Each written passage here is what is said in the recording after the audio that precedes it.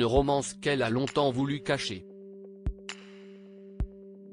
Alors que la société se libère peu à peu au début des années 70, Françoise Sagan, écrivaine féministe aux engagements très forts, rencontre une jeune femme qui change sa vie, Peggy Roche, avec qui elle vivra une histoire d'amour secrète pendant près de 20 ans.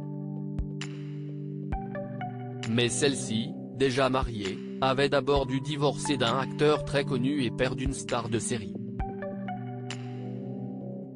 Ce mercredi 21 juin, elle aurait eu 88 ans, Françoise Sagan, qui a marqué le XXe siècle par son écriture si particulière, nous a quittés en 2004 après plusieurs années difficiles, rongées par les addictions et une très grande dépression. Il faut dire qu'en 1991, 13 ans plus tôt, elle avait perdu l'amour de sa vie, Peggy Roche. Mannequin et créatrice de mode, la jeune femme avait 6 ans de plus qu'elle et lorsqu'elles se rencontrent, au début des années 70, l'attirance est immédiate. Mais les deux femmes sont engagées, après un mariage avec Guy Schiller, Françoise Sagan est unie au mannequin américain Robert Westhoff, dont elle a eu un petit garçon Denis, qui a une dizaine d'années. Peggy Roche, quant à elle, est mariée avec l'acteur Claude Brasseur, qui marquera plus tard par ses nombreux rôles, La Boum, Un éléphant, Ça trompe énormément, Camping, etc.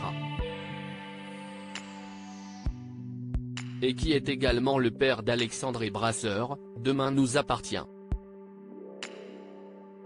Une histoire d'amour qui ne résistera pas à sa rencontre avec l'autrice féministe, avant même d'avoir divorcé. Peggy Roche tombe dans les bras de Françoise Sagan et vivra avec elle les 20 dernières années de sa vie, avant de mourir d'un cancer. Mais si leur histoire d'amour a été belle, elle a surtout été discrète. Dans les années 70, l'homosexualité n'était pas très acceptée en France et était même punie par la loi. Devant leurs invités, et même devant Denis, le petit garçon qu'elles ont finalement élevé ensemble, les deux femmes se sont toujours vouvoyées. Celui-ci, une fois devenu adulte, est devenu photographe. Et dans une autobiographie, il n'a pas hésité à témoigner de tout l'amour que sa mère et Peggy se portaient. Entre ces deux femmes, ce fut un mélange de passion, de tendresse, d'admiration réciproque, de reconnaissance mutuelle, d'amitié et de connivence comme ma mère ne connut jamais, dans mon souvenir, ni avant ni après elle, a-t-il notamment raconté. Une belle preuve d'amour, qui s'est conclue dans le drame après la mort du mannequin. Avec la disparition de Peggy, ce fut comme si ma mère avait été déchirée en lambeaux, que l'on eût arraché des morceaux d'elle vivante, se souvient en effet son fils.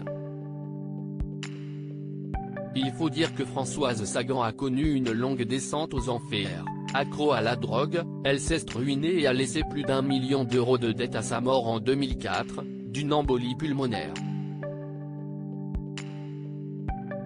Mais, toujours présent pour rappeler sa mémoire, son fils veille au grain. Et s'est assuré que les deux femmes reposent aujourd'hui dans le même caveau. Unies pour l'éternité.